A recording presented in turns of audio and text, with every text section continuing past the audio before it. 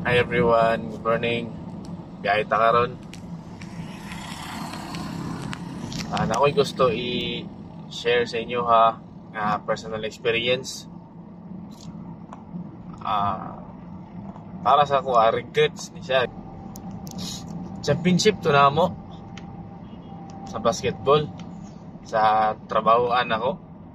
Unya kato nga championship na mo sa basketball. Grabe ang paningkamot ato. Moabot gid siya sa championship nga point. Then sa championship nga point, grabe na pang ready na ako, prepare na ako kayo. And while warm up, condition pa kayo ko.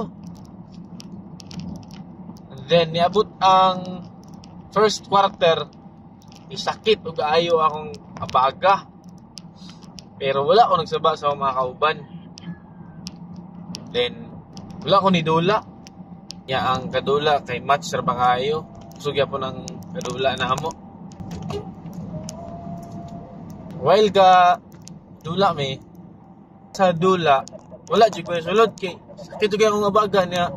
Tuan nang mayroon ako kung dula ko, nya tuopin ako nga baga, pangitsa pa gyud nya. Dula ko digit man gisulod akong itsa.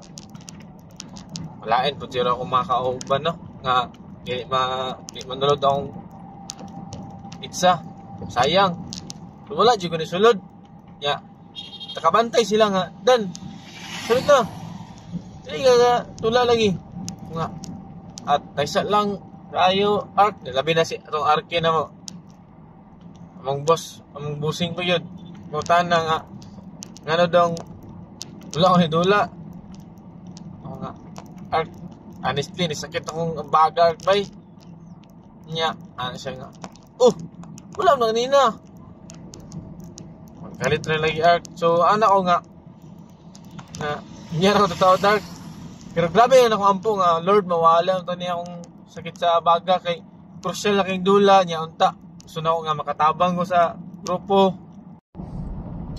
Nya ula po ko ni hawa ato guys. Bisin kahawaon na ikaw kay gusto na ko mo saka, gusto na ko mo relax. Wala ko ni hawa. Support gihapon. Pero wala gihapon na ulian akong abaga. Wala gihapon ko kadula. Pero at least ang pagka united in one namo sa team, wala gihapon na wala. Kaya nagyapon ko dito bisan kadugay na klaro na nila nga sakit ako ang abaga kasi yan ako inat sa kilid. Human gid ang dula nga wala jud naulian ang ako ang sakit sa abaga. Nya ang pinaka regret ato bidaog ang kontra. Tapos 1 point lang ang labaw. Siguro ako na kung nakadula na ko ato Lord og bisan nga seconds lang tapos nakatira tapos na-shoot nga nawala ang sakit sa akong baga. Daog na may kay 2 points man ang isa ka itsan. Ya 1 point lang labaw sa kontra. Kung yan nga regrets ba? Pero gusto na ko ingon sa inyo nga kato nga regrets. Naa siya purpose. Naa siya message sa gihatag sa akong kinabuhi. Dili tanan na akong mga pag-ampo. Dili tanan na itong mga pag-ampo. Tubagon diretso sa Ginoo. Though pamina na to kay maayo na. Bisan pamina na to kay di man nadautan. Pero naagay mga panahon nga mga pagipangayo na to nga dili pa gyud dihatag ni Lord, na mga giampo na to nga dili pa gyud grant ni Lord aron para sa ato ang kayuhan ra pod.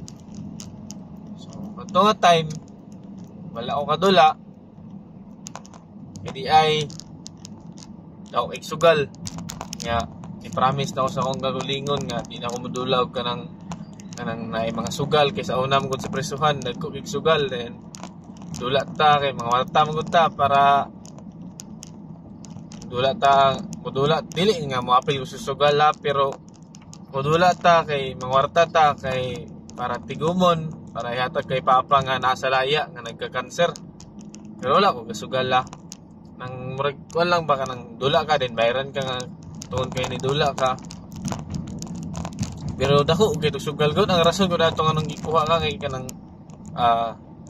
para makompleto kay na sila personal interest kay may sugal. Ang tuloy nga time day daw sugal. So ni sad mo sa Ginoo nga to nga dili na ko mag dula nga naay sugal nga dako. So mo to nga wala jud ko naka dula ato nga time ko nga Lord in this guys di ay gihapon ang imong wala pagtubag sa akong mga pagampo kay isa po dito sa akong saad o I know nga na purpose ato learnings lang nako ato kay di ta mareklamo sa kinabuhi kung naay mga pagampo na to nga wala to bagas Ginoo do wala pa nato na hibalan karon ang rason pero naargay rason na po nga atong ma-realize para to guys mga learnings lang sa kamantagon based sa akong experience no. So gadagan nita karon uli. Bye guys, have a great day.